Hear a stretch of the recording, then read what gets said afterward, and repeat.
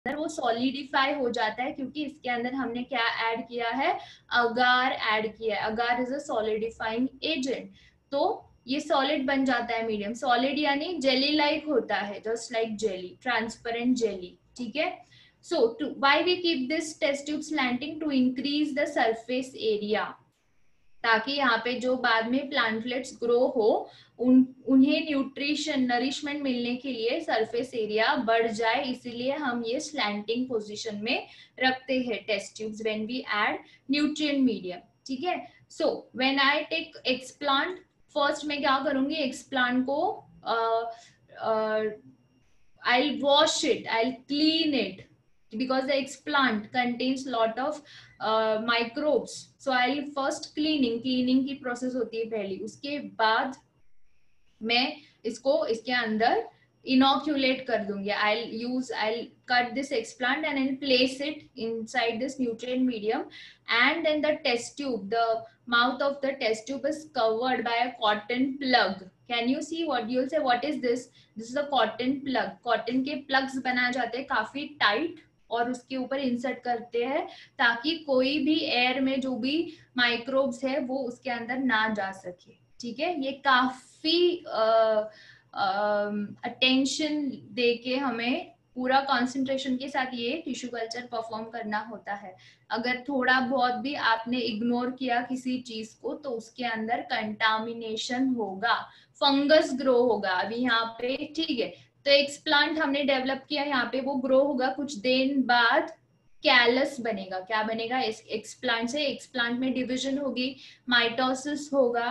Right. So increase in the number of cells, यहाँ पे जो पहले सेल्स थे उनकी नंबर में इंक्रीज होगी. So this increase in the number of cells to form unorganized mass of parenchyma cells is called callus. So what is a callus? Callus is unorganized mass of parenchyma cells. Okay.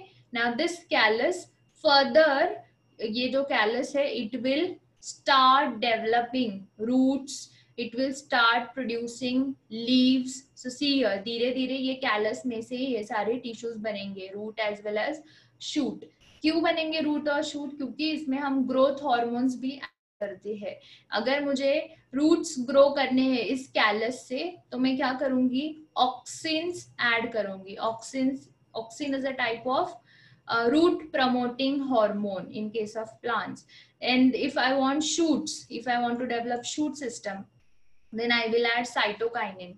Cytokinin is another type of plant promoting, shoot promoting hormone in case of plants. So auxins की वजह से roots आएंगे और cytokinins की वजह से यहाँ पे क्या डेवलप होगा, shoot.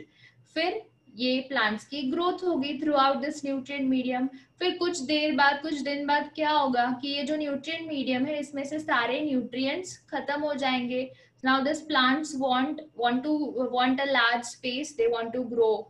Okay, so then they are placed in sterile, you know, some that black color के plastic bags होते हैं छोटे.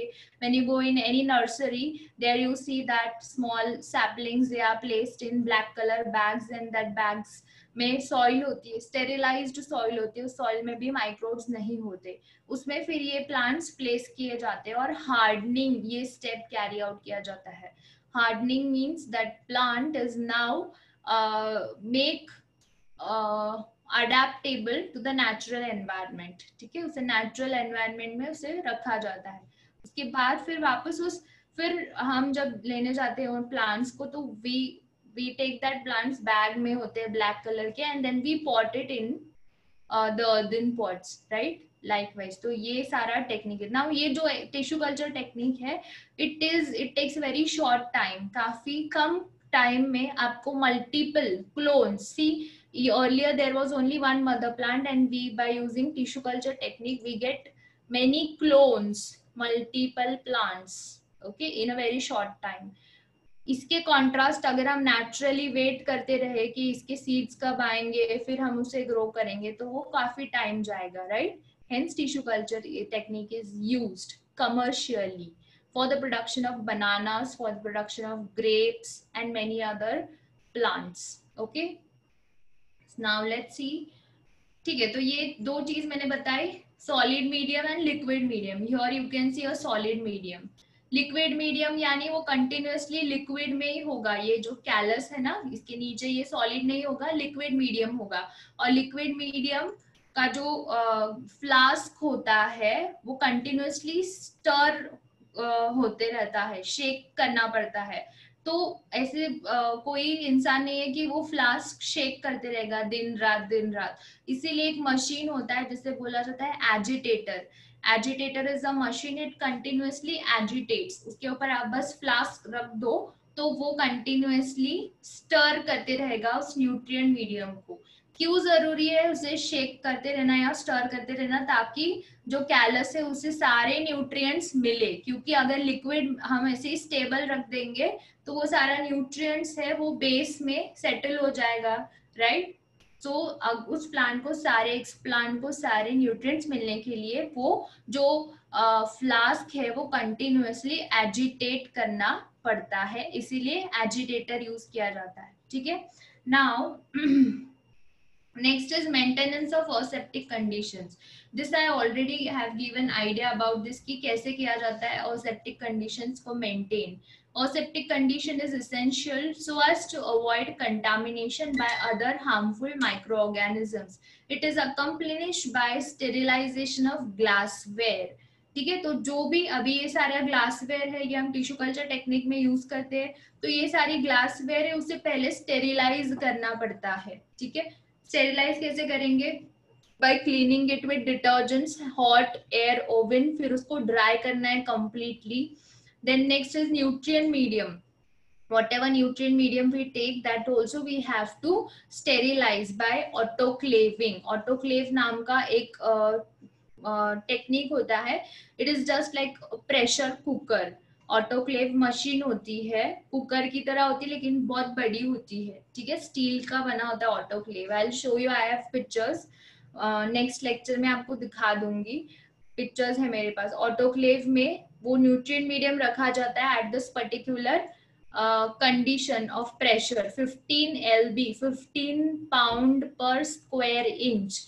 उसके ऊपर एक मीटर होता है, तो 15 पाउंड प्रेशर पे 20 मिनट्स रखा जाता है, ऑटोक्लेव किया जाता है nutrient medium at such a pressure and for this much time all the microbes which might be present in our nutrient medium they get killed.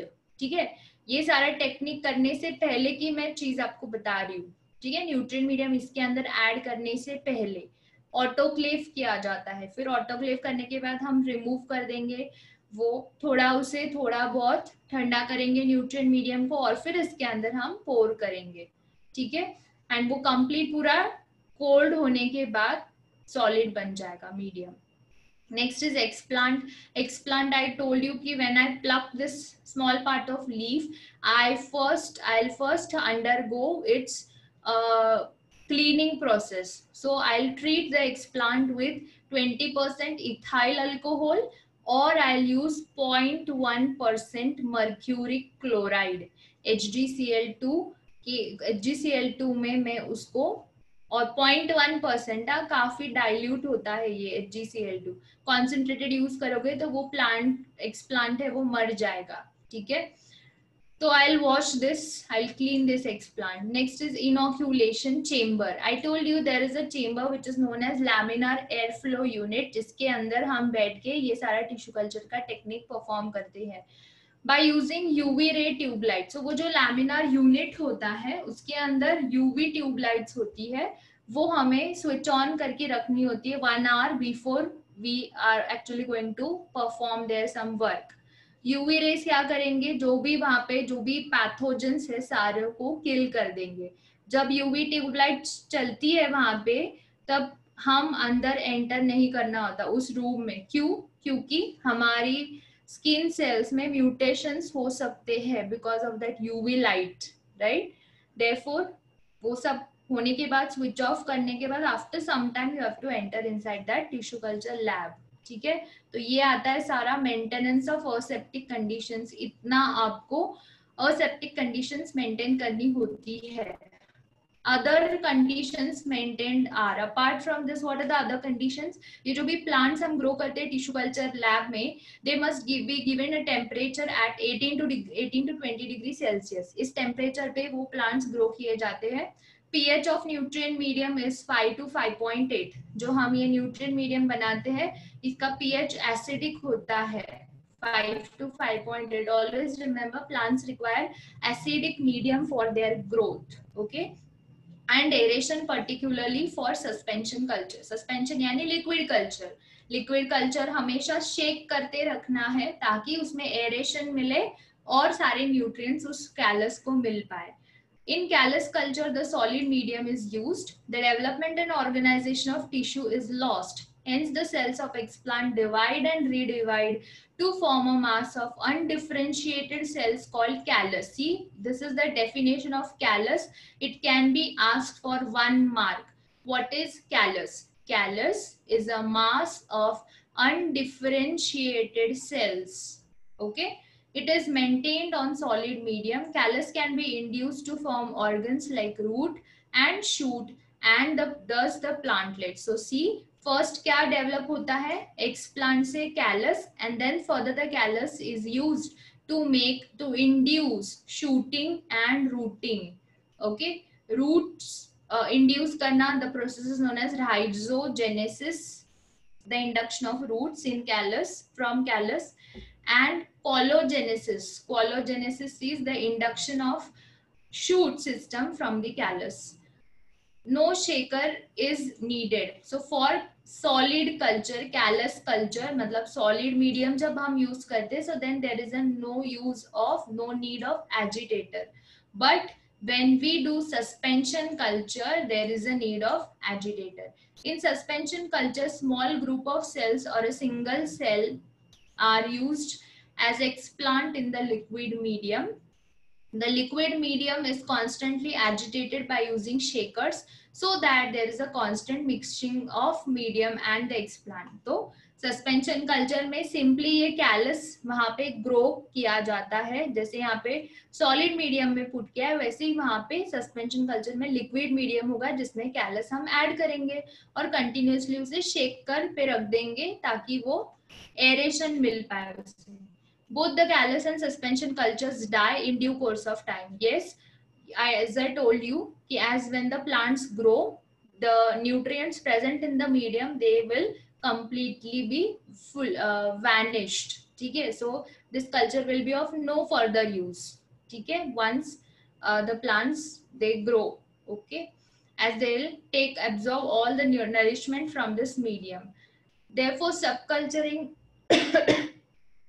is necessary for the continuation of technique. अभी कभी कभार क्या हो सकता है कि यहाँ पे सपोज पूरा कैलस ग्रो हो गया और भी आपको कैलस ग्रो करना है, तो आप क्या करोगे, इस ट्यूब में पॉसिबल नहीं है ज्यादा अमाउंट ऑफ कैलस ग्रो करना, so you will remove this callus, you remove some part of callus and you will place it in another new tube. तो अगर वापस उस न्यू ट्यूब में बहुत ज्यादा कैलस बढ़ेगा, that step is called subculturing. Okay. Next is micropropagation. Last time we discussed, it is also known as clonal propagation. Micropropagation is nothing but it is a technique of multiplying plants to get a clone of plants by using the tissue culture technique. Organogenesis, remember this word, organogenesis means the formation of organs. Okay, organogenesis via shoots is considered as one of the mostly widely used commercial method of regeneration of plants. तो commercially plant का shoot use किया जाता है, shoot stem use की जाती है plants की multiplication में, मतलब एक्सप्लांट क्या यूज किया जाता है, shoot. Actually shoot apical meristem is used, ठीक है, ये जो शूट टिप होती है ना, शूट टिप में शूट अपाइकल मेरिस्टेम होता है। What is a meristem? In 11th standard we have studied meristems are continuously dividing cells, they have the ability of division and hence shoot apical meristems are usually used and they are disease free. shoot apical meristems पे कभी कोई disease नहीं होता, इसीलिए commercially वो part use किया जाता है as a explant in tissue culture. Micropropagation is also known as clonal propagation. It is the only process adopted by Indian plant biotechnologists in different industries, mainly for the commercial production of ornamental plants like orchids, chrysanthemum. You know, orchids, they are very expensive. Ornamental क्यों बोला जाता है? Because you know, अभी ये शादी वगैरह में जो हार माला बनाते हैं, तो वो माला किससे बनती है? ऑर्किड्स की भी होती है. ओके, तो hence it comes under ornamental plants. Okay, orchids, then chrysanthemum is another example, eucalyptus, and fruit plants like banana, grapes and citrus. Banana usually tissue culture से ही बनाया जाता है. ठीक है, by using tissue culture technique, by using shoot apical meristem, banana is produced on a large scale. Grapes and citrus also. So remember, these are the names of plants जिनमें tissue culture किया जाता है commercially India में. Now this is a flow chart of tissue culture technique. I have explained you all these steps. So today's homework will be to draw this flow chart. आप ये read करोगे एक बार flow chart और इसे लिखोगे. ठीक है, आपके बुक में सारी स्टेप्स है of tissue culture. Now sorry. Next is advantages of micropropagation. This part can be asked for 3 marks. Explain the advantages of micropropagation. तो काफी सिंपल क्वेश्चन है, एक बार इसे पढ़ लोगे आप तो क्या है, बस आपको एडवांटेज लिखने की. It helps in rapid multiplication of plants. Micropropagation से in a very short time you can develop a large number of plants, and all the plants, they are clones of the mother plant. अगर suppose ये mother plant में सारे superior qualities है, it is a high yielding plant, it is a disease free plant, ठीक है, तो and it contains a large quantity of nutrients, hence this superior plant can be cloned by using the technique of micropropagation. A large number of plantlets are obtained within a short period and from a small space. इससे space भी नहीं लगती ज्यादा, right. छोटे एक room में आप tissue culture lab बना सकते हो अपना खुद का. Plants are obtained throughout the year under control condition. This is another very important advantage कि throughout the year you can grow the plants. In vivo अगर nature में आप देखोगे naturally, तो specific seasons में ही fruits मिलते हैं हमें, right? उसी season में new growth होती है plants की. तो by using tissue culture micropropagation technique, you can develop the plants throughout the year. Genetically similar plants, means clones, are produced by this method. Therefore, desirable characters and desired sex of superior variety are kept constant for many generations. So, हम ये same जो plant है, इसका genetic material जो है, जिसके अंदर सारे सुपीरियर जीन्स है, इसी प्लांट को हम for many more generations continue ये रख सकते हैं genes by preparing clones of this particular plant, right?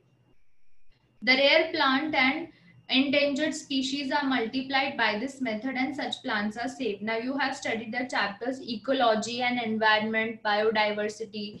There you have studied the endangered plants, rare plants, vulnerable plants, endangered plants, right? So all those plants which are on the verge of their extinction, for example, कोई एक particular plant species है जिसके एक या दो ही plants बचे हैं, तो उसे हम bye using plant tissue culture technique हम उसे उसके काफी सारे क्लोन्स बना सकते हैं और and we can save them from becoming extinct. So hence tissue culture is also used for this purpose, micropropagation. ठीक है, तो ये है advantages of micropropagation, nothing but tissue culture itself. ठीक है, याद रखना है. Today's second homework, to write down the advantages of micropropagation in your own words. What you have to do when you do homework, read out this once and then फिर close कर दो textbook and on your own try to recall and write the points. Not necessary एक के नीचे एक ही points आने चाहिए, जैसे आपके याद रहे पॉइंट्स वैसे आप लिखो, ठीक है, ताकि आपका प्रिपरेशन हो जाएगा, right. Just homework means don't just write it, like don't do that donkey work, बस बोला है तो कर दो, no no need of that. Do your own study, self study जब आप करते हो ना तो ये ऐसी चीजें आपको करनी चाहिए, ठीक है. So, यस ये हो मैम. मैम गया. हाँ बोलो. मैम ये रिड्यूस पोर्शन में नहीं आता है क्या? नहीं, फिर भी हमें पढ़ाना है, क्योंकि आप में से काफी लोग प्रिपेयर करोगे ना कॉम्पिटिटिव हाँ, एग्जाम्स. नीट के लिए. हाँ इसीलिए. So our class is not ignoring the deleted part, we are teaching you everything, ठीक है. Yes ma'am. Clear, okay. लेकिन इस चैप्टर में से जो लास्ट पार्ट है ना माइक्रोब्स वाला, वो डिलीटेड नहीं है, okay. Tissue culture is also very important, hence I explained you in detail, okay. ये स्टेप्स आप लिखोगे, फाइन, होमवर्क के लिए. नाउ एक पार्ट है somatic hybridization. What is somatic? Now this time, last time there was some small part on that, but this year it is not there. Somatic hybridization क्या होता है? It is the technique in which protoplast from two different plants they are fused. For example, what is protoplast? A cell without its cell wall is called a protoplast. I'll take a protoplast of tomato and I'll take protoplast of potato and I'll fuse them by using fusogenic agents. Okay, I'll fuse their protoplast and then I'll get a plant. I'll get a plant which will produce tomatoes above the ground surface, and below the ground surface it produces potatoes. So एक ही plant में मुझे potatoes भी मिलते हैं underground, और above the soil surface I get tomatoes. So that technique is by somatic hybridization. उसे बोला जाता है somatic hybridization, ठीक है. इसके बाद next part है SCP, single cell protein, and उसके बाद है biofortification. Okay, now single cell protein से पहले हम देखते हैं व्हाट इज बायोफोर्टिफिकेशन. क्या है biofortification? Again this can be asked for 2 or 3 marks. Okay, what is biofortification? Add a note on its advantages. Now क्या है? Biofortification is simply a technique of increasing the nutritive value of foods. यानी जो food अभी हमारे पास available है उन्हीं crops की nutritive value बढ़ाना, उसे बोला जाता है biofortification. For example, now we are consuming food, like we are consuming cereals, we are consuming pulses in our daily diet, right? But if we are not getting adequate quantity of carbohydrates, proteins from that particular crops, then that crops they must be carried out, biofortification must be carried out in those particular plants to increase their nutrient content, ठीक है. सो ये technique क्यों basically adopt किया गया? ताकि जो भी under developed countries है वहां पे ऐसे नहीं होता जरूरी कि सारे लोगों के पास सारे मतलब पूरा कंप्लीट फूड हो, बैलेंस डाइट हो, ऐसे नहीं होता हर वक्त, right. If you see some poor people like, ठीक है, जो पावर्टी लाइन के बिलो आते, below poverty line, so they don't get a balanced diet. So जो भी वो कुछ कंज्यूम करते हैं राइस या दाल, okay, or if they consume some kind of rotis or chapatis, so they must get at least all adequate quantity of nutrients from whatever thing they are eating.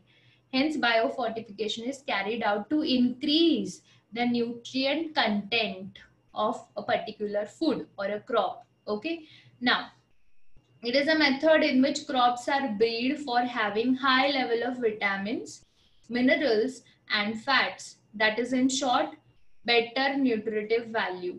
Due to this, problem of malnutrition can be overcome. Yes, this is very important. Aim है, purpose है, क्यों करना चाहिए biofortification? ताकि लोग माल nutrition suffer na kare. What is malnutrition? When our body doesn't get adequate proportion of all the nutrients, then when we suffer from malnutrition, right? जिसे हम क्या बोलते हैं, कुपोषित. कुपोषित आपने ऐसे कुछ सुना होगा, राइट? जिन छोटे बच्चे होते हैं देखो रूरल एरियाज में जहाँ पे अवेलेबिलिटी ऑफ फूड नहीं है, so that children they suffer from malnutrition and then they suffer from different kinds of diseases. तो वो अवॉइड करने के लिए बायोफोर्टिफिकेशन कैरी आउट किया जाता है. Following objectives were considered for the breeding program. What are the objectives of biofortification? Can be asked for 1 mark. To increase the protein content and quality of food, oil content and quality of food, सब कुछ increase करने के लिए, vitamin content, micronutrient content and quality. Biofortification can be achieved through conventional selective breeding practices and also through rDNA technology. तो हम ऐसे plants कैसे grow कर सकते हैं? By using plant breeding technique और by using rDNA technology, recombinant DNA technology. It focuses on making plant food more nutritive as plants grow or develop. Some examples of biofortification. You have to remember these examples. ये important चीज है जो मैं आपको बताती हूँ. कौन से एग्जाम्पल्स है, कौन से प्लांट्स है जिनमें बायोफोर्टिफिकेशन किया गया है. फोर्टिफाइड मेज having twice the amount of amino acid, lysine and tryptophan. तो जो नॉर्मल मेज था उसमें लाइसिन और ट्रिप्टोफैन, ये जो अमीनो एसिड्स है इनकी क्वांटिटी कम थी, but by using biofortification we increased having twice the amount of amino acids. जो मेज डेवलप किया गया by using plant breeding technique, उसमें डबल अमाउंट था लाइसिन एंड ट्रिप्टोफैन का. व्हीट में भी किया गया. Variety atlas 66 has a high protein content or iron fortified rice which has 5 times more iron. Vegetable crops like carrot and spinach have more vitamin A and minerals. Vitamin C enriched bitter gourd tomato have been developed by IARI. Write down the full form. IARI का full form है Indian Agricultural Research Institute. Indian Agricultural Research Institute, ठीक है. So by under this research institute all this plants their nutritive value is increased. Okay, तो ये है छोटा सा part regarding biofortification. Okay, इसके बाद फिर आता है SCP. What is SCP? Single cell protein. Again what is single cell protein? For example same thing कि लोग माल न्यूट्रिशन से सफर ना करे, इसीलिए SCP is used as a supplementary food. You know, अगर कोई जिम जाता है तो जिम में वो काफी ज्यादा एक्सरसाइज करता है, मेहनत करता है, उसे बॉडी बनानी है, तो उसे फूड के अलावा बाकी भी सप्लीमेंट्स दिए जाते हैं, राइट. फॉर एग्जांपल SCP दिए जाते हैं, सिंगल सेल प्रोटीन, यानी उन्हें कुछ प्रोटीनेशियस टैबलेट्स वगैरह दिए जाते हैं. तो ये सिंगल सेल प्रोटीन कैसे बनाया जाता है? This is prepared from micro organisms like algae, fungi, some kind of bacteria. So actually ये सिंगल सेल प्रोटीन होता क्या है? अल्गल मास होता है. For example algae, it is known as spirulina. Spirulina is a green alga which is grown on water coming out from factories. ठीक है, factories में for example potato processing factory है, उसमें से जो भी पानी निकलता है, पोटैटो स्टॉक जिसे बोला जाता है, उसके ऊपर वो अलगी ग्रो किया जाता है एंड फिर वो अलगी को ड्राई करके उससे टैबलेट्स बनाए जाते हैं. Because and it is consumed, it is edible and it contains a large quantity of proteins. That is nothing but single cell protein. बस इतना छोटा सा पार्ट है, आप ये रीड कर लो एक बार. If you don't understand, in the next lecture I'll explain you in detail. कुछ नहीं है, जनरल इंट्रोडक्शन दिया है. यहाँ का मेन पार्ट क्या है? This part is the important. Which microbes are used to make single cell proteins? Fungi के names yeast, algae and bacteria. So these are the microorganisms which are useful, which are used which are consumed as they contain large quantity of proteins. ठीक है, तो actually इनसे जो भी मास है, वो जो भी मास मल्टीप्लाई होता है वो उससे टैबलेट्स वगैरह बनाई जाती है या फिर पाउडर्ड फॉर्म में उसे सेल किया जाता है, क्योंकि और वो कंज्यूम किया जाता है as a supplementary food for getting additional quantity of proteins. That's it. So this is all about your plant reading.